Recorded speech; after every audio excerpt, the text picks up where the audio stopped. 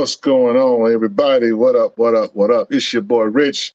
Real Talk with Rich is back. Been a minute since I've been here. Been a couple of weeks or so, but it's good to be back with you guys. Man, we got a dope show for you tonight. Don't want to prolong the time. What's good, Pericles? Robert Monroe Jr. What up? What up? Bot boy, I see you. What's going on? We got a dope show for you. But before we get into the shenanigans tonight, please like, share, and subscribe to our YouTube channel if you've not done always. And if you're here, go ahead and like the video. Helps us with the algorithm, you know, that kind of deal. And if you're feeling a little charitable, hit us with a super chat. You know what I'm saying? We need a few dollars to keep the lights on. You know what I'm saying? Keep us out of the red, okay? We're trying to get to the black. They always say bet on black, but you got to bleed first for whatever it is. When it comes to black folk, you know how they go. What's going on, Kenneth? I see you. Slim, Jim Longfoot, what up, what up, what up? So, yeah. First of all, let me just catch up with everybody. So it's been a minute. Happy belated Father's Day and happy belated Juneteenth. It's been a minute since I've been here, so I just thought I want to just kind of catch up with that or whatever, you know what I'm saying? Hope that everybody that's a father had a dope day.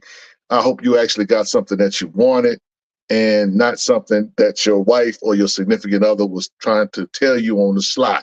You know how they do. They like to give you things like, you know, wrenches, flashlights, that kind of foolishness, you know what I'm saying? Or some terrible looking socks, you know, or they just went in the couch and just snatched some chain and you know, or they just, or what they like to do, they like to recycle gifts, you know. They don't even take your kids shopping. They'll just tell them, you know, just go in there and repackage a pair of socks that we got them 2 years ago. That's the kind of shenanigans that go on with Father's Day. And the funny thing is, and fathers, we got to do better. We got to be the kind of fathers that say, you know what? Hey, I know my worth. Stop buying me this crazy stuff. You want to do something to me? You want to do something for me other than leave me alone? You know, treat me to the movies. You know, saying buy me a suit. Do go above and beyond. Because as fathers, that's what we have to do. So shout out to all the fathers out there. I'm not going to put what is it? I'm not going to put a condition on whether. Shout out to all fathers, bad fathers, good fathers, and fathers. Shout out to all fathers. So I just wanted to talk about that. And also, you just had a holiday, Juneteenth. And I got to say, you know, I ain't never seen as many black people talk about Juneteenth before in my life. It's kind of funny. Being here in Texas, you know what I'm saying, this is where the holiday kind of originated. And I will tell you that, you know, we didn't really need a national holiday to celebrate Juneteenth, at least for us here in Texas, you know what I'm saying. We kind of used to going to parades and hanging out with family and, you know, having a good old time or whatever. But now, you know, when you corporatize what's yours, or when America corporatized what's yours, now all you Bammers can go to Kohl's, you can go to Target, and you can buy you a Juneteenth shirt. How you love that? So there again goes the shenanigans of how something that's ours, white folks benefit from it. Yeah. So happy Juneteenth. We're going to learn someday. We're going to learn. So Philly Born says, good evening, brothers. Hope all is well. Father's Day. I was a hero con, had a good day. No presents but comics. Hey, at least you got some comic action there. You know what I'm saying? I ain't mad at that. So that's what's up. So anyway, again, happy belated Father's Day to all the fathers out there. And happy Juneteenth as well. So with that said, we're going to go ahead and get into our first segment of the show, which is low-hanging fruit. That's a segment of our show where we talk about the news and things of that nature. But before I do that, I want to get into this. Hashtag Black Comic Collectors Care. This hashtag Black Comic Collectors Care is the result of a young man named Makari Williams, whose father gifted him a collection, a comic book collection. Unfortunately, somebody broke into Makari's home and took his father's collection that he gifted for his son. His father passed away, And so he had like some 400 comics, a lot of keys, things of that nature. And it was unfortunate that it happened, but it happened. And so some of the brothers in the community decided, we want to contribute. Others are contributing and have sent packages. And I have one that's on the way. Matter of fact, I'm going to ship that tomorrow. So if you're feeling a little charitable, guys, I want you to go into your personal collection, grab a key or two, something that this young man will be able to benefit from. He's 4 years old, so you can get him some kid comics as well. Why don't you, do the right thing and pack up some comics and ship it to him? There's the address right there on your screen. That's Makari Williams, care of Amy Williams. That's his mother, at 5546 Camino El Norte, number 2, box 180 in North Las Vegas, Nevada, 89031. Please, please, please. If you find it in your heart to, send this kid, a slab or two, especially you dragons out there. Your dragons have multiple copies of comics and keys and that kind of thing. You know how we do. So why don't you just find it in your heart to do that? And contact your local comic shop. Tell them about this story. Send them the link or send them tell them to Google it. You know what I'm saying? And reach out to this family and, see if your comic book shop would like to be involved in this. I know a guy or two that has done that, and comic shops, are doing this as well. So I actually corresponded with one today. So I'm hoping that they will send him some good books too as well. So please, please, please. And of course, we're doing in the Black comic book community, we're doing the hashtag Black Comic Collectors Care. And so when you do send your box, let the community know, whether it's Instagram, Facebook, or X, that you're showing love to Makari out there. So salute to him. Salute to all of the comic book collectors that are doing their part. We really want to, be a blessing. You know what I'm saying? Do something for someone that can't do anything for you. And I've always been an advocate for putting sharing our hobby with the youth.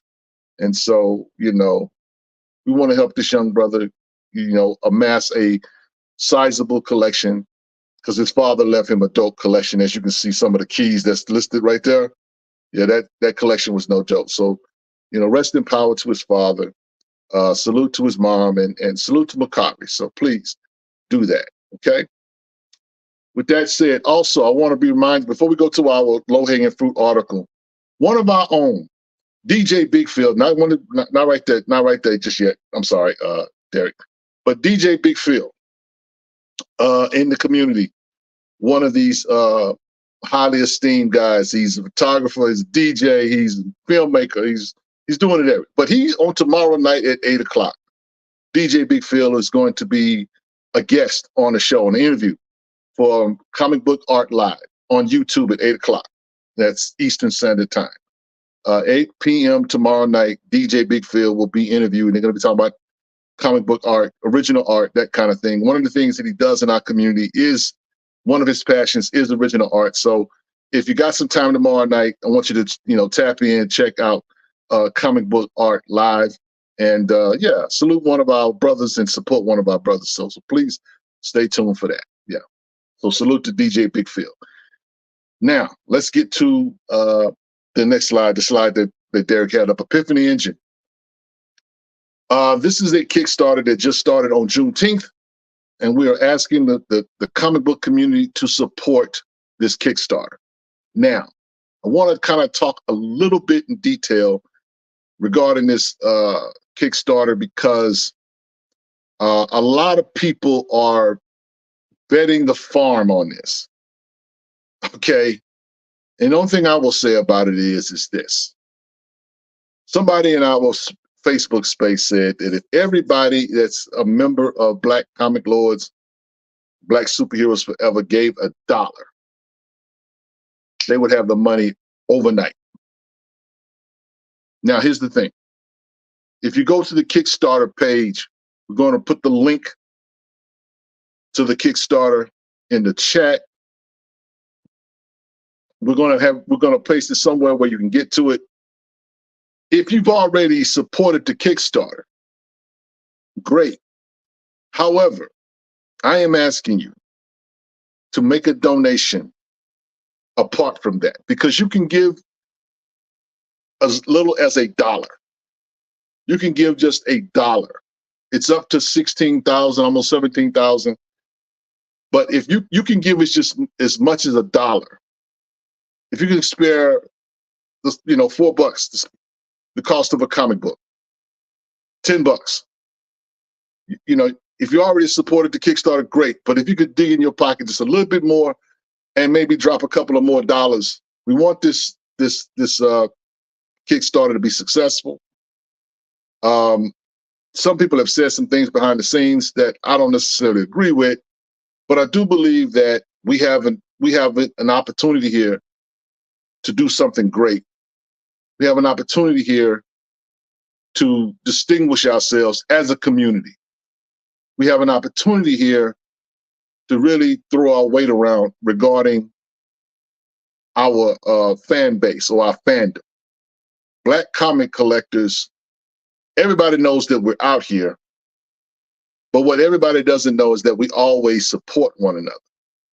This is a Kickstarter that has an all-star cast. Lots of great Black comic brands are associated with this. Lots of great people, notable people like Joe Illich, who's the editor, Tony Cottrell, who is heading this up through Advent Comics. I really, really, really, really, really, really, really want you guys to get behind this, because if this Kickstarter is successful, all of those brands that are listed there, Fourth Wall Comics, all of those brands there, Advent, Concrete, Wise Acre, all these brands are going to benefit from this.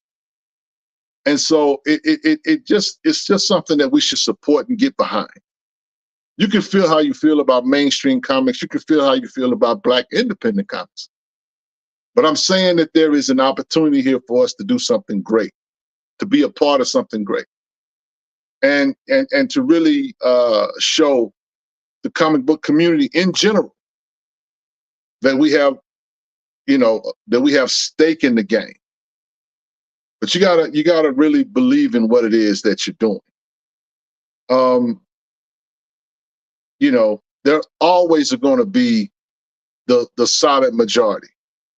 Everybody that's given to this Kickstarter is not going to post on their page that they gave to the Kickstarter. That's fine. Some people like to move in silence. Not mad at it at all. Then there's some that will talk about it, blah, blah, blah, blah, blah, and they ain't gonna do nothing. It's like the old school people say, won't bust a grape. Either way, you know what I'm saying? We have an opportunity here to do something significant, be a part of something historic. We want you to be a part of it as well. So please, please, please, please, please. That all-star cast of artists, creatives, it is going to be bananas, y'all. You want to be a part of this. You don't want to be one of those people that say, man, I wish I'd have supported. You don't want to be one of those people that be like, man, I thought about it, but I wasn't sure. I ain't think that was going to happen, that kind of thing. No, no, no, no, no. This is not the time for negative energy. This is time for positive energy. We want to push this. So I'm saying to you, even if you don't have the money, let's say you don't have $25 to buy the actual book or get the digital version of the book. You can give, like I said, you can go to the Kickstarter and give as much as $1 to that, to this Kickstarter. So every dollar counts. So I really want you guys to really do what you can. You know what I'm saying? We can't talk about the big two need to do this, the big two need to do that. The big Black comic book community is doing something right now, and we need to be a part of it. So please, please support all the brothers and sisters that's a part of Epiphany Engine. This is going to be amazing when it comes out. Whether we talk about Marcus Williams art, that right there, Canaan White, art covers. The covers are bananas for this. Please, please, please. Y'all share. Y'all share. Y'all share. Y'all share. So spend a couple of dollars. You know what I'm saying? Say, hey, Rich said, man, let me just put a couple of dollars in the collection plate tonight. You know what I'm saying? If you were going to give a super chat tonight, that would be wonderful. But I really want you to go ahead and take that money that you was going to send to us and send it to the Kickstarter. Because we really, really need to, this needs to succeed. We need to, all of us want this book in our collection. Because it's a statement as to our fandom. It's a statement as to our skin in the game. It's a statement to all of the people that came before us. Chuck Patton is a part of this. You know what I'm saying? This is saluting all the guys that came before the well. We talking about, Strowman and Johnson over at Tribe, Billy Graham from back in the day. All of these guys. This is significant. I don't want you to miss this opportunity to be a part of history and to really enjoy a dope book, because man, oh man, I mean, this is going to be phenomenal. 2025 is going to be blazing. And we have an opportunity to be a part of it, something special, something that has never been done on this level before. So let's do that, okay? Let's really, really put our hand to the plow and support Epiphany Engine. And there's the link to the Kickstarter. So please, please, please, this is very, very important that we support it. I'm believing it's already done. So I'm not even worried about whether or not this thing is going to succeed. It's going to succeed. It's going to succeed because we refuse to let it fail. So, yeah. Behind the scenes says, Bet Ripper will say something if it doesn't get funded. Well, look, it's going to get funded. It's going to get funded. I don't even want to think like that. I'm not even entertaining conversations about whether or not this gets funded or not. No, this is going to get funded. This is going to get funded. I don't even want to hear it. I don't even want to hear it from my own squad. This is going to be funded.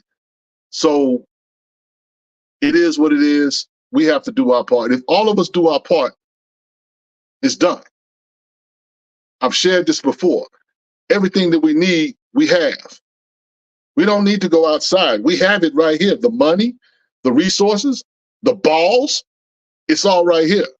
So there's no excuse. There's no excuse. So yeah, let's make this happen. So shout out to everybody at Advent Comics, all of the Epiphany Engine squad.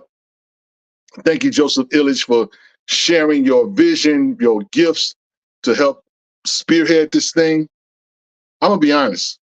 When Joe Illich was named editor over this, I was very, very, very, very encouraged. Very, very encouraged. Because that dude is a legend. That dude is a notable cat in our community. And he goes back like 4 flat ties. So he's here. He's not gonna fail, guys. We got some good people we got some heavyweights behind it. So yeah. So shout out to everybody that's a part of the Epiphany Engine program. So what's going on? So what up, 1 in 100 podcast? They said, who's Ripper? You guys are funny. You guys are funny. So anyway, so please, if you like I said, if you've supported the Kickstarter, great. But go back and give a contribution. Send $5, send $10, whatever. So you know what? I'm gonna just because here's the thing, the Kickstarter is only live for like 30 days. So we have like maybe 27, 26 days left. So yeah, we got to get this bread up, but we got it. You can't tell me we don't. We got it. So yeah. So anyway, next, let's go to the next echelon. You guys are the chatter. You guys are crazy. So we get coming to low hanging fruit. That's a segment of our show where we talk about the news. And the first news tonight: Blade star Mahershala Ali increasingly frustrated with Marvel as new details emerge about BTS issues. Marvel Studios recently lost a second director in Yan Damanji, prompting a fresh round of speculation about why Kevin Feige and the company simply cannot get this long-awaited movie first announced in 2019 into theaters. According to The Hollywood Reporter, both sides have grown frustrated with Blade's prolonged development process, with the Daywalker himself, Mahershala Ali, said to be increasingly frustrated with the situation. It's also a point to note that Delroy Lindo has also left the project. Blade will be in theaters February 29th in the year 2055. So yeah, this movie is cooked. They can say what they want. I don't care how frustrated Mahershala Ali is. I don't think this movie is coming out. So just wait. February 29th, 2055. That's when it'll be out. So yeah, y'all stay tuned. Next article is a Bleeding Cool article. Blade gets a speaking of Blade gets a Red Band ongoing spinoff series in October from Marvel Comics. Brian Edward Hill and C.F. Villa are creators of a new Blade series spinning out of the Blood Hunt and keeping the bag Red Band aspect. This is going to be kind of cool. A new dawn breaks for the Daywalker. After being at the center of the world's greatest threat in Marvel's bloodiest event to date, Blood Hunt, Blade's future will run red in its very own Red Band comic book series. This October, Brian Edward Hill returns to the iconic character with Marvel Stormbreaker artist C.F. Villa, who did work on the Avengers, to launch an all-new Blade Red Band limited series. For years, Blade has been the deadliest vampire hunter in the Marvel Universe. With an arsenal of wooden stakes, silver bullets, razor bats at his command, few have known the taste of vengeance of blood like Blade. But after harrowing events of Blood Hunt, what's left of Marvel's most infamous vampire? Did any of the vampire within Blade survive? Did any of men find out here in the skin-searing dawn of a bloody new Blade saga?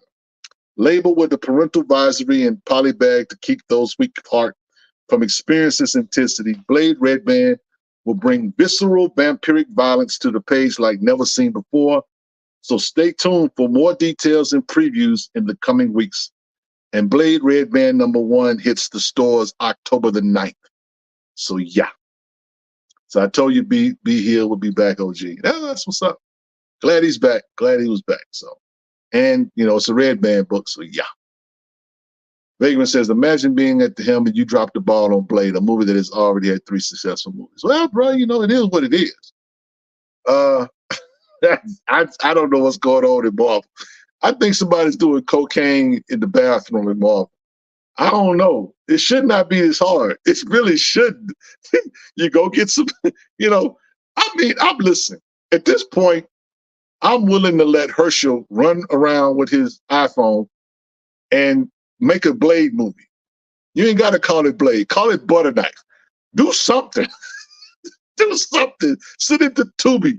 Do something, Marvel. You guys are embarrassing. It doesn't make no sense why this movie has not been made. I do not get it, but it is what it is. So we're going to keep getting these comic books, so I ain't mad at that. So let's keep rolling.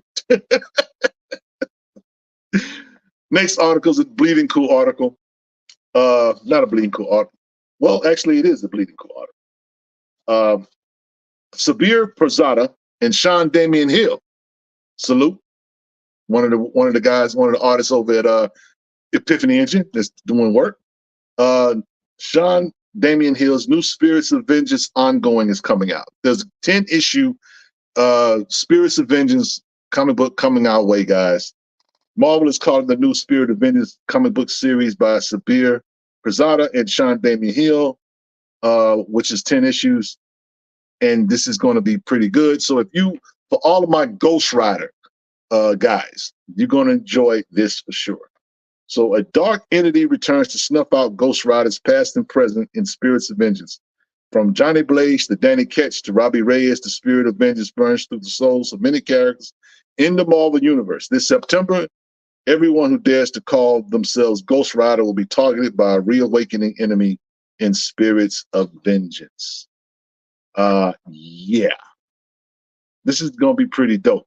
And Kushala is also involved in this as well. That's the female Ghost Rider. So yeah. So y'all stay tuned for that. That's coming out in September.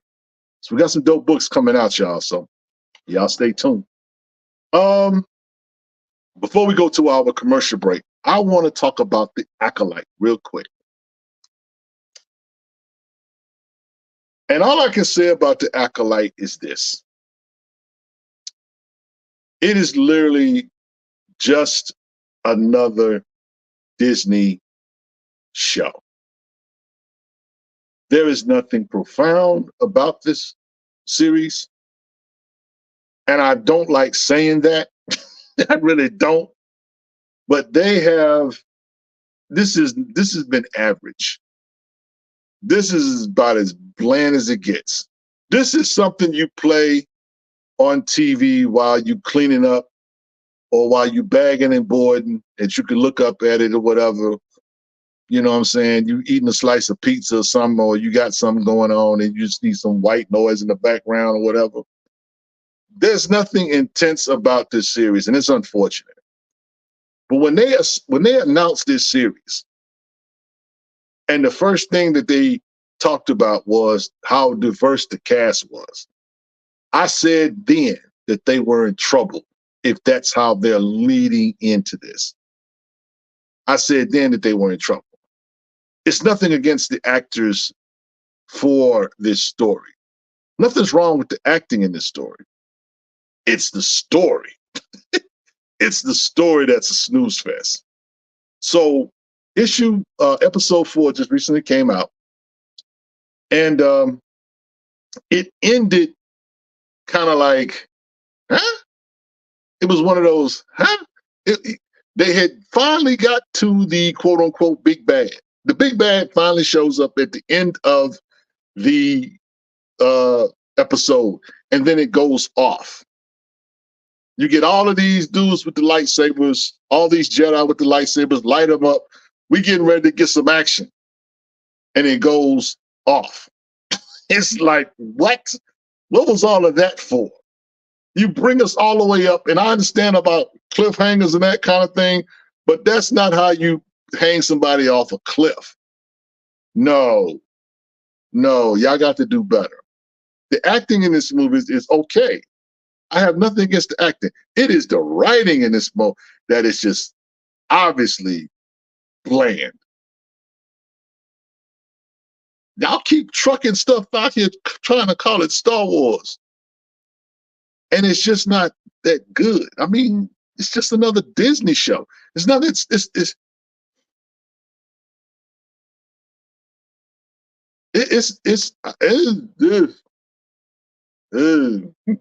all of us say, man. This series has gone from just straight up weird to bizarre to like, bruh, let me find something else to watch. Because, again, it's just another show. It's nothing compelling about it. And the acting has nothing to do with it. But the writing on this, you guys that write at Disney, y'all need to do a better job. And some of y'all gonna blame the strike and this, that, and the other. Y'all need to stop doing that. No. How is it that at least Marvel has the sense to at least try to go back and do reshoots? Y'all should have, somebody should have said, you know what, time out. I know we said this was going to come out tomorrow. We need to go back and we need to redo. Y'all, they could have did this. With 4 episodes in, it's got 4 left. I'm not really enthused. I'm going to watch the rest of them. But so far, it is just a snooze fest. It is nothing exciting about this series at all. And that's nothing against the act. I think I love Amanda Stenberg, but the best character in this is the Asian Jedi. And he's kind of like real low key in the series. He's an important character, but he's very, very low key. But the writing has not done these actors any favors whatsoever. And Disney has got to stop, because they're going to lose the Star Wars fan base long term. They gotta do better, bro. So shout out to all of y'all that love Star Wars. The Acolyte is not the help. We need another season of Mandalorian. We need another Andor story. Another cartoon or something, but the Acolyte was not it. We're supposed to be learning more about the Sith, and I don't know what this is. I do not know what this is. I'm assuming because the villain pulls out a red lightsaber, so that's kind of like a sign that this is the Sith. But we know nothing about the Sith at all, other than the struggles that the twins have had in this story. The storyteller, like I said, it's just been not that good. But I'm just one voice among a million. But please do better. Please be better. As I don't want to come on here and shoot down a series that has a lot of people of color, but they led with that, saying this is one of the most diverse casts ever. This is one of them. I'm like, y'all leading with that. Y'all not talking about your characters that you're going to play. You're not talking about the story itself. Y'all leading with that stuff, and you wonder why people, hold their nose up at quote unquote woke or diverse material. There's nothing wrong with diversity. Diversity is needed.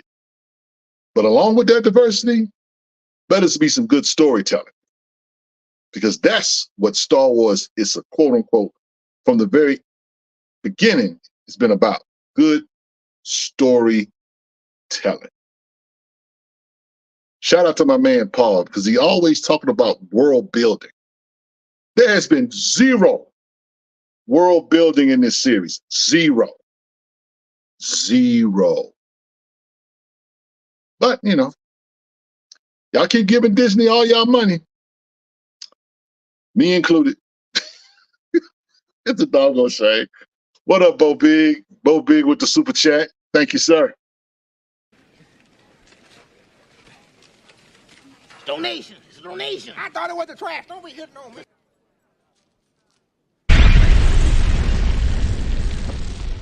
Thank you.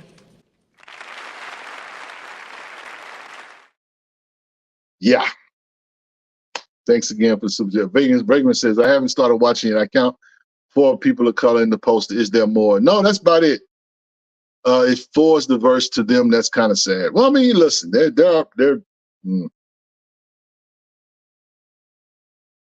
there's no white people in this.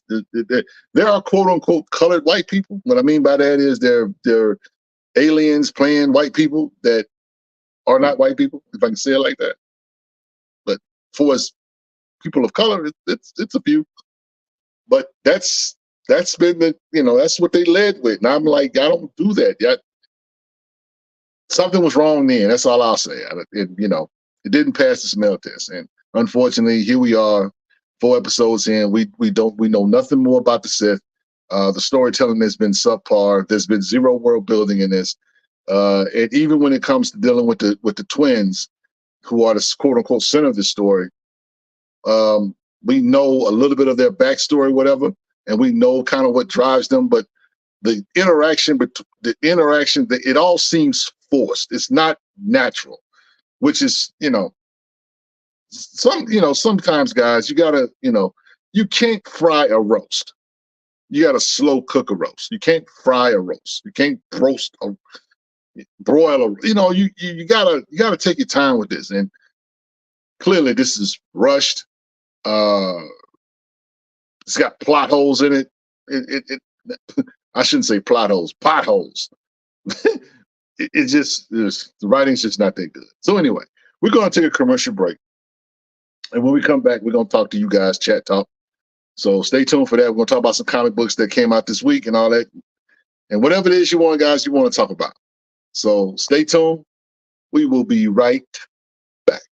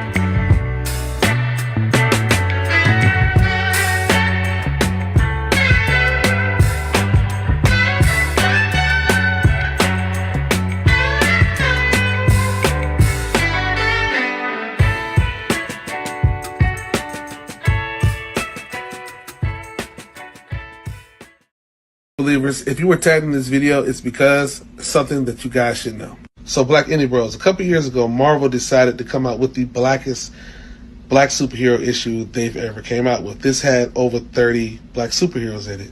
And it's all good and gravy. It's never happened before. This book is historical. But way back in 2012, a bunch of black independent creators got together and they came up with this. It's called War of the Independents. And when I tell you it is jam loaded with the who's who of black independent superheroes, that's an understatement. This book came out back in 2012. The front cover was done by Larry Stroman. I mean, this is an historical book to own. Prior to this, nothing like this has ever happened before. So if you were tagged in this video, this is a call to let's make this happen again.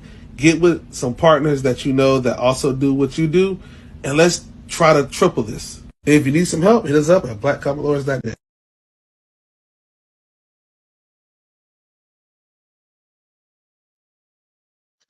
We back.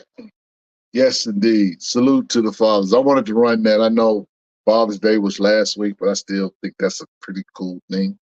So shout out to the fathers out there, all the stepfathers, the guys who stepped up while some stepped away or stepped aside. Shout out to all of y'all. Anyway, so it's time for Chat Talk.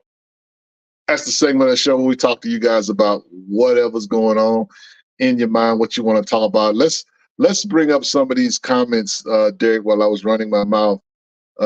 Let's do that first. Get some of this commentary in the chat.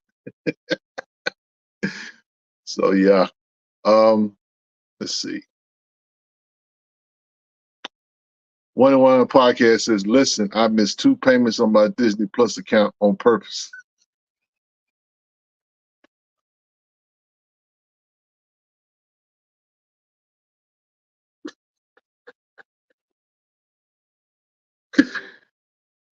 Woo. Shout out to the little mouse. Yeah, that's crazy. Man, oh man. Let's see what else we got. Let's see.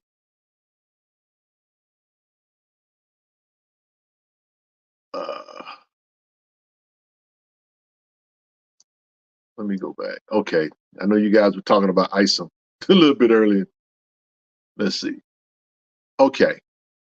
Vagrant says Rippy ran $1 million Kickstarter to make non-woke comics. Reviews are mixed on his ISOM comic. Yeah, I think it was solid for what it was. I read the ISOM comic.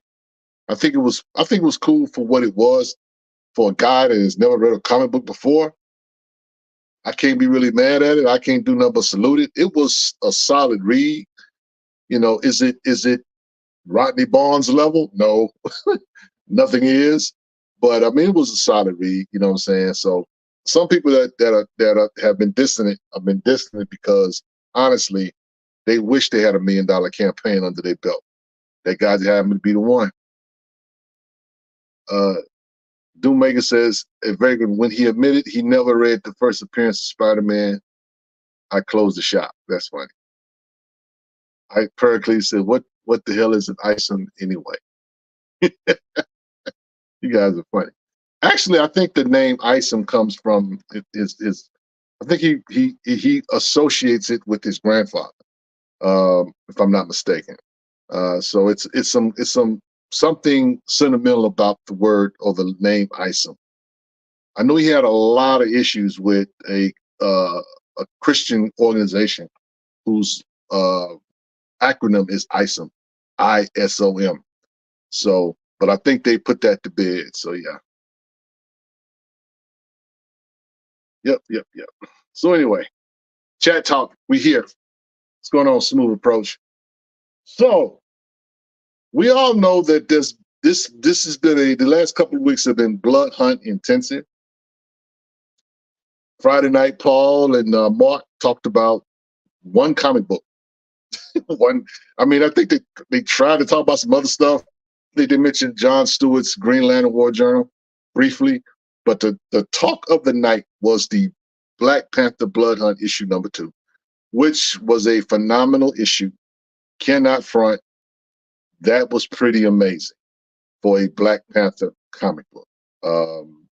One of the best ever. And that's not cap. The sister that did the book, let me get her name. Because I want to give credit where credit is due. Yeah. Sherilyn Eaton. She did her thing. She did her thing in this book. This look, bro. This was a pretty good book. A lot of Easter eggs, a lot of rabbit holes to go down. I think she low key's trying to get the Black Panther run. I know a lot of us been shouting Brian Edward Hill, but she making the case. I can write this book. So yeah, so Black Panther, the Blood Hunt book was dope. I've been reading along with the Black Panther book. The Dracula book was dope. The Miles Morales, the Blood Hunt was dope. The Spider-Man Blood Hunt, that has Mr. Knight in it, has been pretty dope. A surprise addition to this Blood Hunt, quote unquote, crossover has been Wolverine. Wolverine has a Blood Hunt book. And the first issue was okay, but the second issue was a whole lot better. It was a pretty solid book. Very, very good. You know what I'm saying? I'm a Logan guy. And so it was one of the books that I was not going to buy. I was not going to buy. But I am a Scotty Young guy. Okay? I love Scotty Young's art. And so when I saw this, I'm like, I gotta buy that. So I wound up buying it, of course, reading it, and then I said, well, you know what? Let me see what Logan's gonna do in this particular book. And so this book has Maverick in it. He's working with a woman who's a vampire as well. It's been a pretty solid read, man. I gotta say I'm pleased with it. This is issue number 2. It's been pretty dope. It's been pretty dope. So yeah. This also came out this week. This is the Misery book. This is the Spawn universe. Part of the Spawn universe is being expanded on, and this is one of the books that was coming out. This is about Cyan. Cyan is, of course, one of Al Simmons. She's from the original Spawn series, but the book is about Cyan. Cyan is Al Simmons' best friend, Terry Fitzgerald. It's about his daughter. Because what happened, of course, if you don't know the Spawn story or mythos, Spawn, of course, is Al Simmons. Al Simmons is a mercenary killer extraordinaire. He's John Wick before John Wick, okay? So he basically is this, high-level assassin who gets killed, and he makes a deal with the devil. And so the deal is he can see his wife again, but the devil keeps him in darkness for 5 years. In those 5 years, his best friend, Terry Fitzgerald, marries his wife. They have a daughter named Cyan. And this is what this book is about. This is about her. And so she's got some powers. And yeah. My favorite read this week, though, apart from the Black Panther book, has been this. This is the last issue that just came out. Dudley Datson and the Forever Machine by Scott Snyder and art by Jamal Igle. This was a pretty fun book, man. I enjoyed this. A Dark Horse title. Dope, dope, dope, dope, dope. It's about this kid, black kid. He's an inventor. You know what I'm saying? And he's, it's got history. It's got talk about, technology. It's a geeky comic book. I'll just say it like that. If you are a nerd, there's nerds and then there's nerds. You will love this. So I definitely enjoyed it. It was a surprise addition. I put it on my pull list when it came out, and I've enjoyed it so far. King Sigma said, Isom is definitely a must-have for Black representation. Salute. A lot of people don't see it that way. I do. I'm one of those people, King Sigma. Yeah. Vagrant says, are there any book readers in the chat? It's great to get comic suggestion, but it will be cool to hear about Black novels. That's what's up. One of the other books that I read this week that came out was this one by Dan Waters, Destro. Destro was pretty good as well. I'm enjoying this as well. The Cobra Commander book, I think, kind of shifts to this, but yeah. So that was dope. The One Hand that Ram V wrote. I know. Shout out to my man Amir, 1 in 100 podcast. I know he's reading that along with the Six Fingers. But the finality of The One Hand came out. That was pretty bizarre. It was a good series, good story, whatever, but it ended bizarre. The Six Fingers show has got the Six Finger finale is yet to come out, but yeah.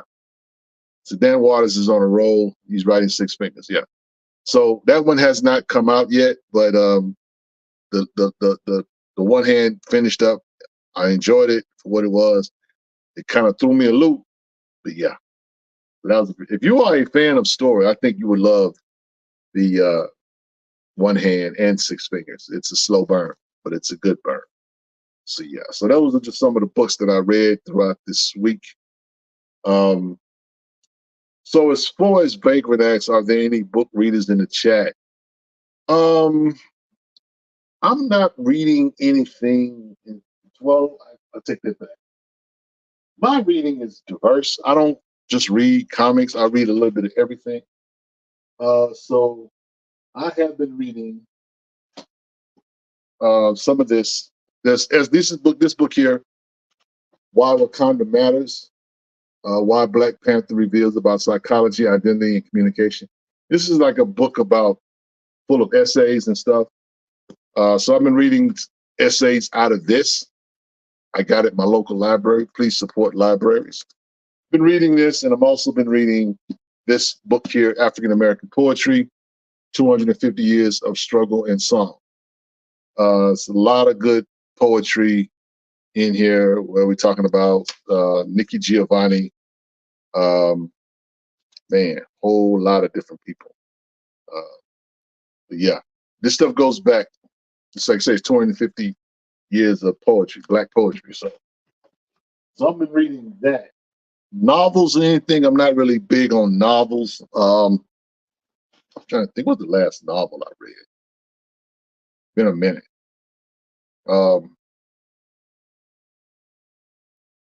It'll come to me, but no, I haven't, it's been mostly comics, that kind of stuff. And then of course, all my stuff that I have to do for study and seminary. So yeah.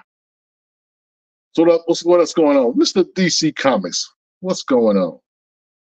Green Lantern War Journal. I have not read it. I'm not really disappointed, only to say that, my LCS guy, I have a lot of books on my pull list, and so he didn't put the last issue. I think it's issue 10. It wasn't in my box, and I didn't even think about it because I had so much stuff that I was picking up that it didn't cross my mind that I didn't pick it up. And the only reason why I know I didn't get it was because Friday night when Paul talked briefly about it, he talked about how it's a filler issue, that it really was just a filler issue. It's going 12 issues, but it feels like the story has been stuffed, if that makes any sense. But they're trying to continue a story arc that clearly is over. I kind of felt like that around issue 8, but it's got 3 more issues to go. So yeah, so we'll see. Vagrant says, I used my library to read Black History AF History by Michael Harriot. It was amazing. Yeah, I've seen a few people with that book. One in 100 podcast. I still have issue 9 and 10 of Green Lantern War Journal to read. So yeah, Philip Kennedy Johnson is kind of, I think, spreading himself thin. I think he was the darling at one point in time. The Hulk book, issue 13, came out recently. That's been real good. So I'm enjoying that. Which, by the way, Friday night I made a comment about the Blade or the Blood Hunt series and all of these rabbit holes that they're going down. Actually, it was not about Blade. It was actually about Black Panther. They were in the middle of talking about Black Panther. And I brought up an issue with Hulk. Is Hulk, could Hulk be involved? Because for whatever reason, Marvel's all in the, of course, it's Black Panther Blood Hunt. So monsters are kind of running rampant through Wakanda. And I made a statement about maybe, the Hulk is involved or tied in some kind of way. Well, I just found out recently that there is a Hulk Blood Hunt book getting ready to come out, a one shot. So I thought that was pretty interesting after I had that conversation, because again, Bruce Banner, quote unquote Hulk, they've been kind of traveling the country, finding these creatures that have gotten loose. So I don't know how they're going to tie the Blood Hunt stuff in with him. He's going to run into some vampires. What? But yeah. But the Hulk comic book has been good. It's been very good.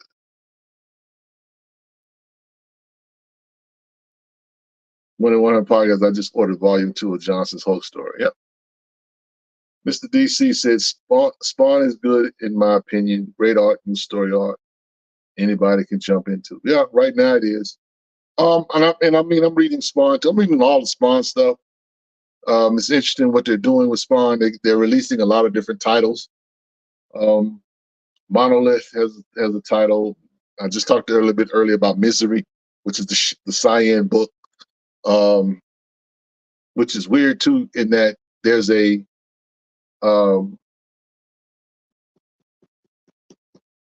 Twitch and I'm missing the other guy. I always remember Twitch. I never forget the other guy's name, but he's in the Misery book too as well. So yeah, a lot of different stuff is out, bro. So I'm enjoying it. There's pretty good comic books to read. Shout out to he says, any word on the Blood Hunt omnibus? Stay tuned. Stay tuned. The Batman book, and this is my white people moment. The Batman book, issue 149, was a pretty good issue. Pretty good issue. Kind of sad, bro. Kind of sad, but it was bittersweet, I'll say it. So shout out to anybody that's reading, Batman by Chip Zdarsky. Let's see. K Jr. says Black Panther Tales of Wakanda is a group of short stories by various authors. Really great. Yeah, I mean, you're talking about the Marvel book, the big thick Marvel book, right? Yeah, I've read that. It's pretty good. It's pretty good. If you're reading poetry, are you saying you can slick rap? Hear this guy. Bro, I've been reading poetry all my life, but yeah, a little bit, just a little bit. Poetry is a good poet can tell. It's like an MC. A good poet can actually tell you a dope story in 2 or 3 verses, and it's like a movie. You know what I'm saying? But I've always had dug poetry about that. You know what I'm saying? My favorite poet is Nikki Giovanni. As far as spoken word poetry goes, Gil Scott-Heron, of course, The Last Poets. I grew up listening to a lot of that stuff. I'm not a big Saul Williams guy, but I will listen to some Saul Williams every now and then as far as spoken word goes. I'm not into it like that no more. I'm a little older, so my taste or my palate is changing as I get older. So yeah. Scott Caesar says, I checked out Rat City. It's a good substitute while we wait for Ultimate Black Panther. If Spawn 2199 keeps stopping off in the Bronx, he will become legendary. Shout out to the Lieutenant. Yeah, Rat City low key has been pretty dope. I've been enjoying it. I mean, look, say what you want about the Todd father. That dude is money. That dude is money. He's got a good squad. He got people that he can just let him do his thing. Jason Sean Alexander is actually doing the art right now. He's back on Spawn books. So in addition to the Philadelphia stuff that he's doing, he's doing the Spawn stuff as well. So man, it's I ain't mad at that. So poetry can paint a picture with them words. Nas and Tupac come to mind. Oh yeah, I love Nas. Me and Nas share a birthday together, September 14th. Matter of fact, me, Nas, Amy Winehouse. And you want something, and it's funny, you want to know something real funny about that, is that that's also the same date of the birth of the national anthem. A lot of weird stuff going on September the 14th. But yeah, so yeah. Nas is one of my favorite MCs.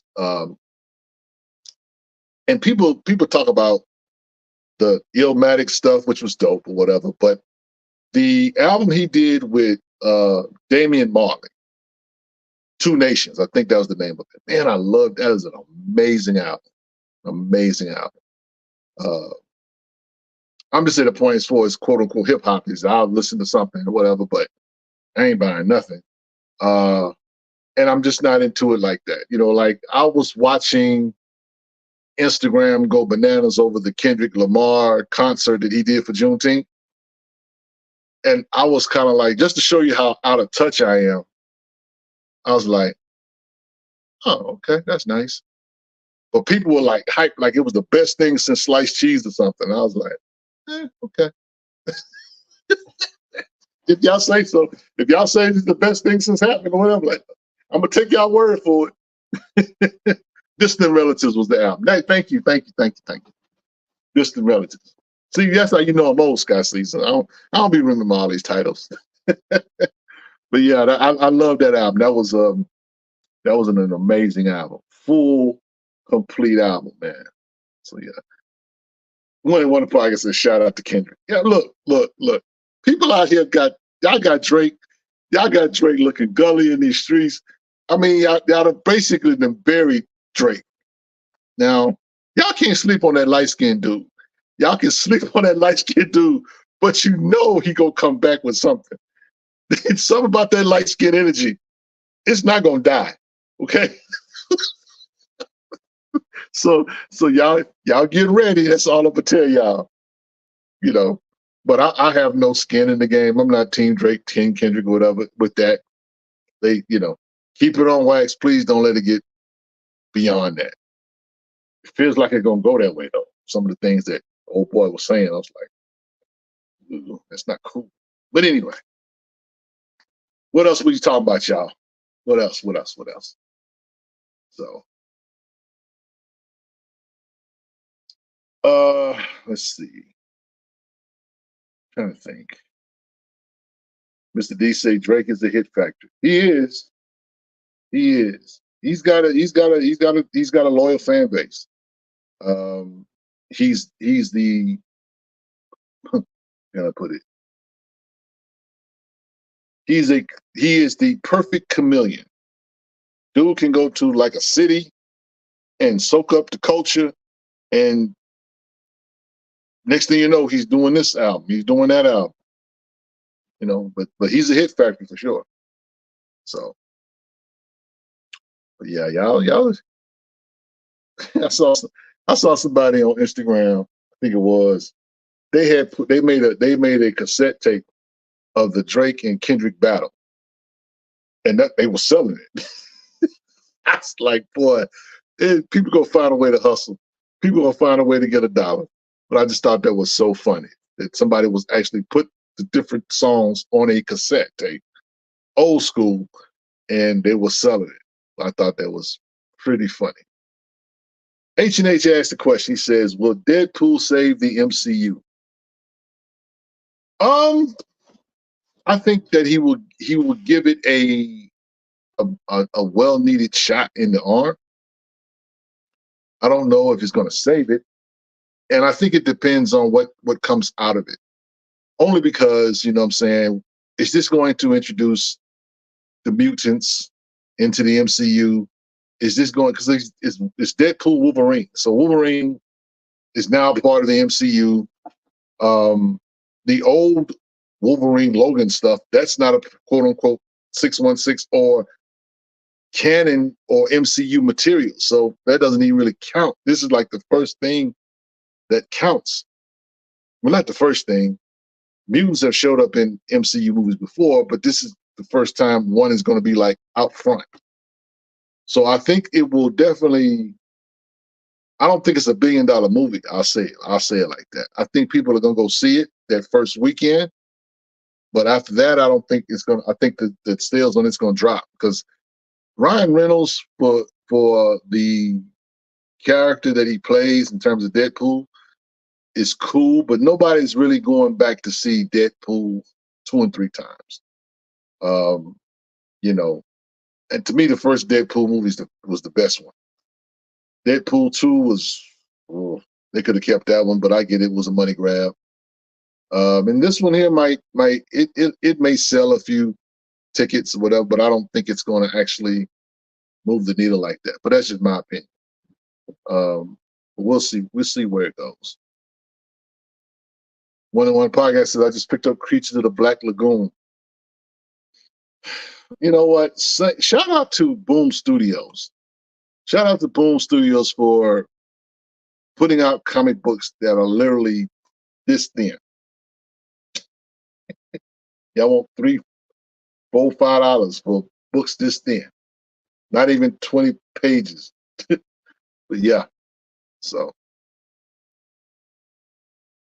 Gaming While I Hot says, "I think the chameleon has been exposed." Well, you know, look. He has. I don't think that listen, the thing with Drake is, I feel like he has been enabled by the industry. He makes hits, but he's also been enabled. There have been people. I mean, he's really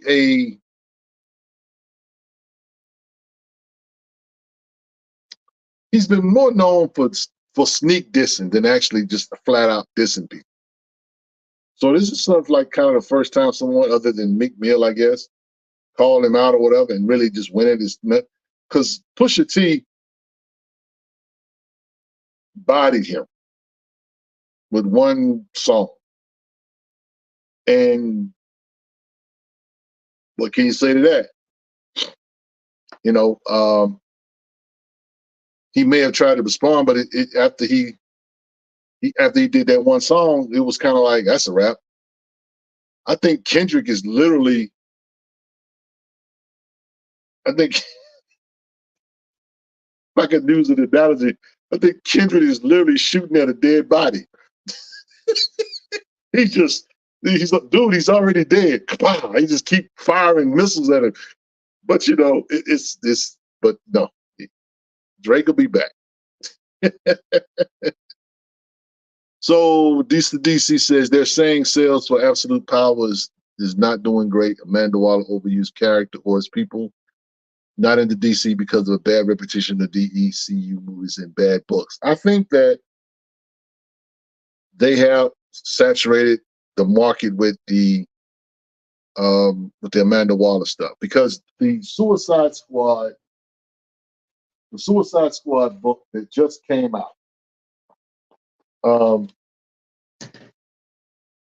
it really felt like filler. I mean, I think it's in here. I'm not sure. I got a stack of books here. I'm looking to see if I got. Yeah, Suicide Squad Dream Team. It was a 4-issue mini that was supposed to quote unquote lead up to Absolute Power. I think the problem has been with that, it's like, you really didn't need to do this series because you're going to do origin stories and all that kind of stuff. It's going to be like, I want to say about maybe 12 to 15 books. It's a tie-in series as well, but it's going to be like 12, 15. It's not going to be as big as Blood Hunt, but I do believe that it's going to. I think people are going to kind of bypass it because Blood Hunt has been so good, and nobody's thinking about the Amanda Waller stuff. I mean, DC is almost an afterthought. They're doing Elseworld stuff. They're pushing more of the Elseworlds stuff that they're doing. Gotham by Gaslight, Kryptonian Age, some stuff like that they're doing. They're promoting that, but this is supposed to be their summer event. So, yeah, like what you said, Amir, sales of Absolute Power bad because everyone's broke from Blood Hunt. Let's see. If we are Scott C says we're mentioning white privilege comics. I've also been reading Garth Ennis's James Bond. It's a return to the respected OG. The flicks have been downhill since Connery, with a few exceptions. Okay, Scott Caesar. So, oh boy, here we go. Let me go on and chase that rabbit, Scott. Who's your Bond? So, are you saying that Sean Connery is your Bond? And if Sean Connery is your Bond, where does Roger Moore factor? Where does Roger Moore play? And Timothy Dalton. I am a Roger Moore guy, I think, because I enjoy Live and Let Die. I enjoyed what is it?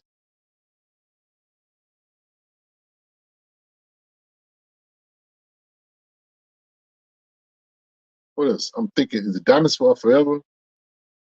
There's been a couple of Roger Moore movies that I've enjoyed. But Live and Let Die is my favorite Roger Moore. My favorite James Bond. Other than I think He Died Once. I think that was it. I think I really, really enjoyed that. So K Jr. says, I'm looking forward to the Amanda Waller origin story. Yep. I am too. I'm curious to see what they're going to do with that. And it's weird too, because at the end of the Suicide Squad book that just ended, it talks about how she's viewed, or how she views herself in terms of her gaining this power and her being the bad guy. She's kind of embracing it. You know, my man Paul thinks that she's not a villain. She's a villain. Trust and believe that. H&H says, The Spy Who Loved Me, For Your Eyes Only, Moonraker, Live and Let Die.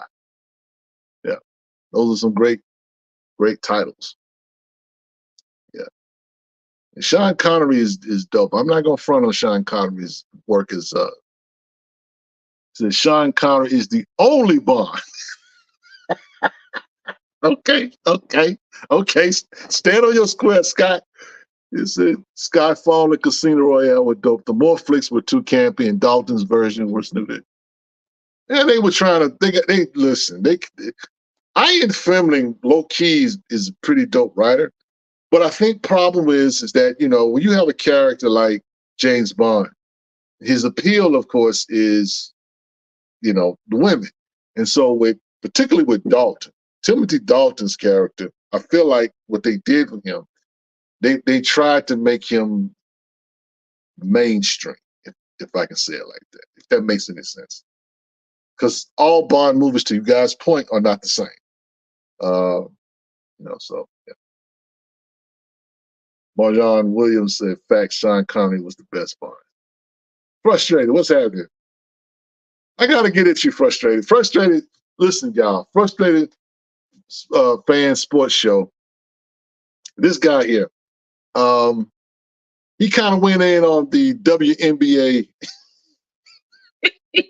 he kind of went in on the WNBA fan base behind Caitlin Clark. I thought that was a dope show you did, bro. So if you guys get a chance, go over check out Frustrated on his sports his YouTube channel, and you'll get a good laugh. Dude is serious about his sports, man. But I'm just curious, while you're here, bro, what the Washington Commanders looking like? What y'all looking like this year?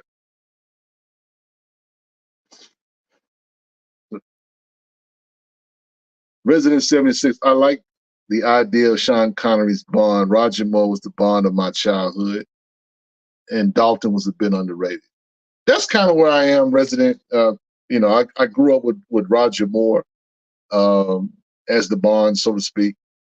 Um, but I did see some Sean Connery stuff early on, but I was really young to kind of remember it or whatever. So yeah. The Dalton was underrated. His Bond was closest to the original novels.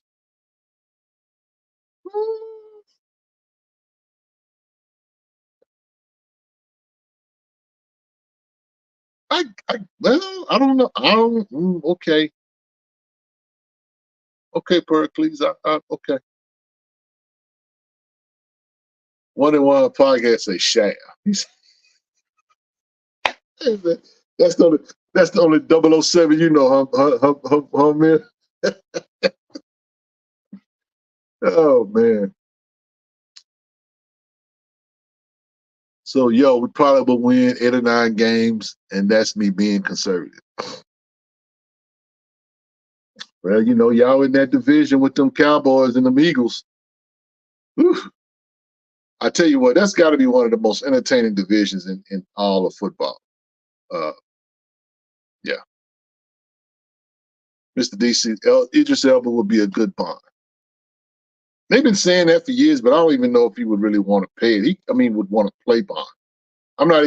He's. How you guys feel about Luther? Because he had to show Luther. If you're not watching BBC television or whatever, you may not know about it or whatever. But he's had detective-esque type kind of shows or whatever. But he doesn't get a lot of, from what I can tell. I don't want to overstate or understate, but I haven't heard a lot of people talk about a Luther a whole lot. So Resident 76 says all Bonds are on Prime, and Moore's Bond movies are the easiest to rewatch. Yeah. So I wish Wesley would do another Art of War movie. I did enjoy the Art of War movies or whatever, especially the first one. Man, Wesley been active in these internet streets. Calling Marvel out, talking about they ain't got the secret sauce. And just to show you how amazing his portrayal of Blade was, or whatever, you know what I'm saying? Can't nobody refute anything that he's saying when it comes to what they're doing with the Blade movie, because it makes no sense. But he's right. There is a secret sauce to what Amin-Ra Productions did with that Marvel character.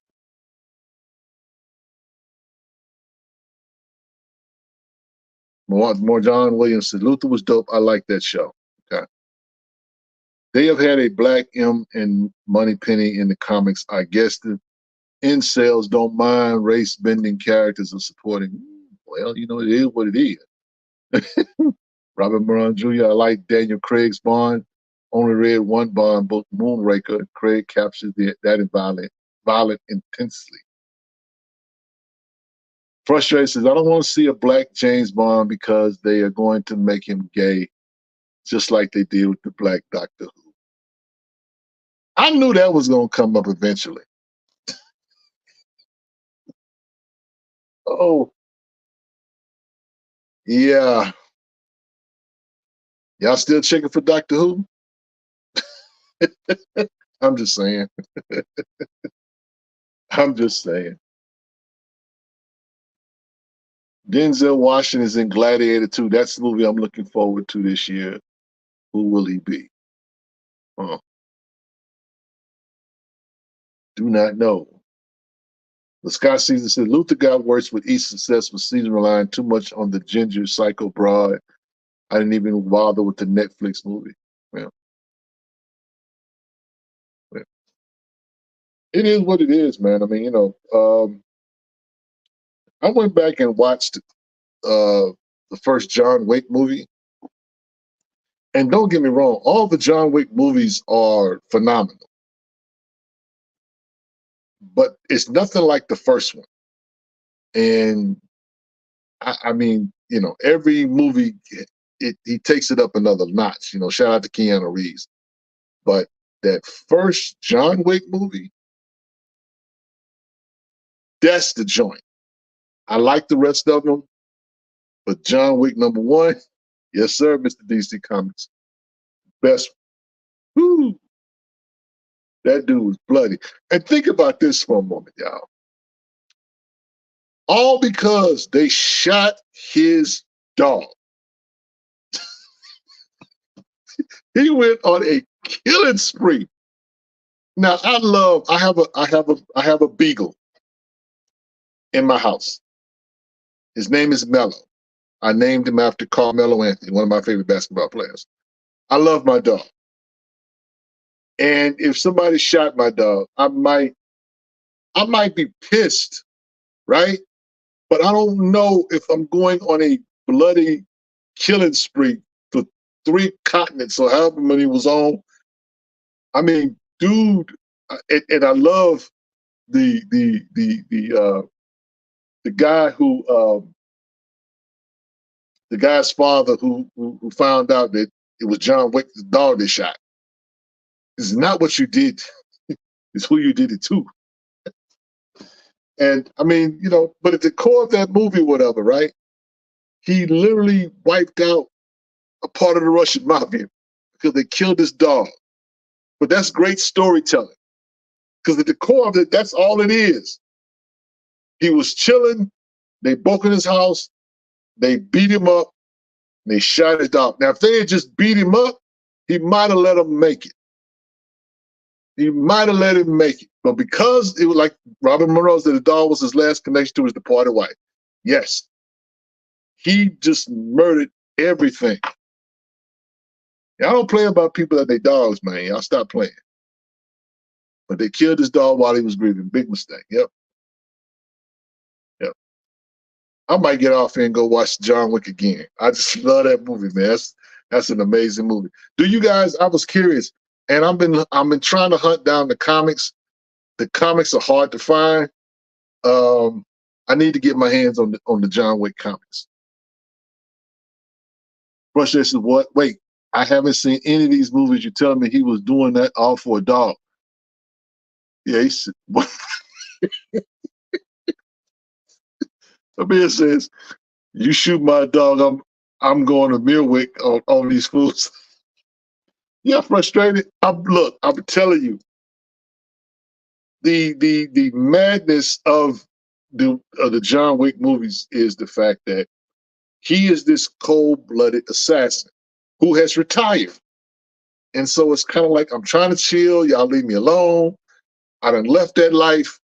Oh no, the wrong dude rolled up on him. So yeah, do yourself a favor and go check it out. Frustrated. I think you really would enjoy.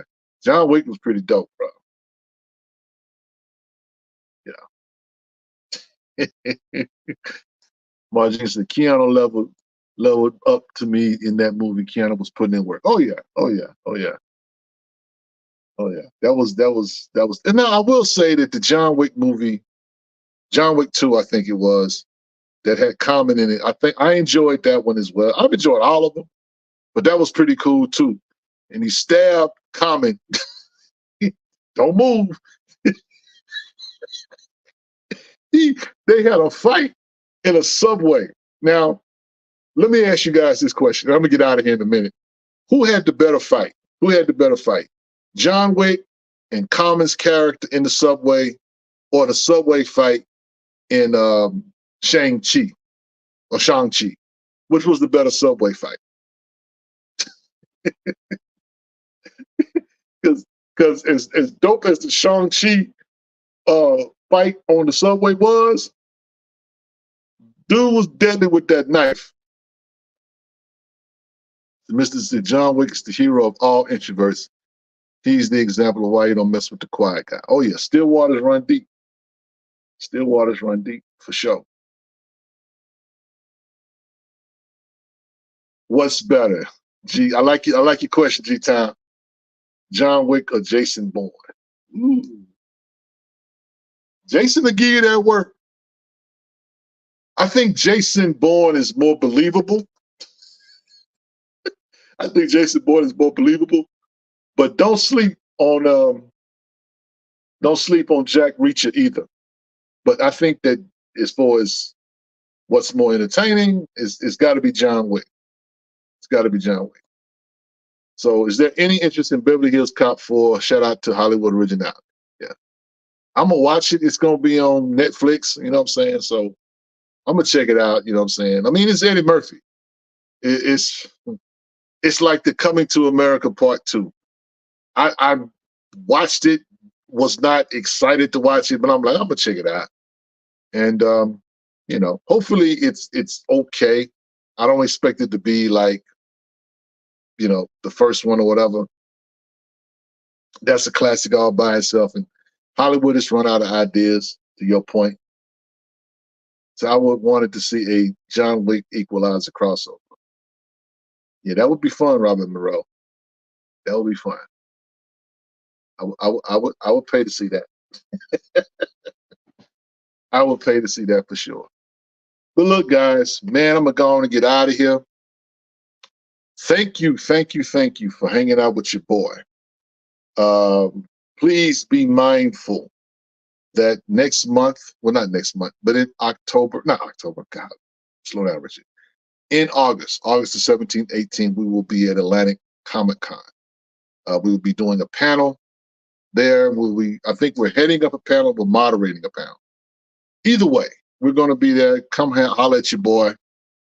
You know, let's break bread, you know, talk about some books and that kind of thing, because I plan to just have a good time, but I want to be around the people, just chopping it up. That's all I really want to do. I want to go hunting. I hope they have some vendors there with some some good comics. So yeah, and thank you, Jay Wooks. Please, y'all, hit the like button. We're gonna go ahead and shut this down, man. Stay tuned. Wednesday night wrap up. I do believe that we have an interview.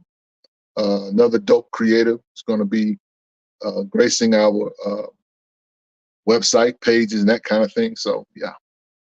So with that said, I'm gonna go ahead and give the benediction. The benediction comes from Micah, the 6th chapter, verse number 8. It reads, "He has told you, O man, what is good, and what does the Lord require of you, but to do justice, to love kindness, and to walk humbly with your God."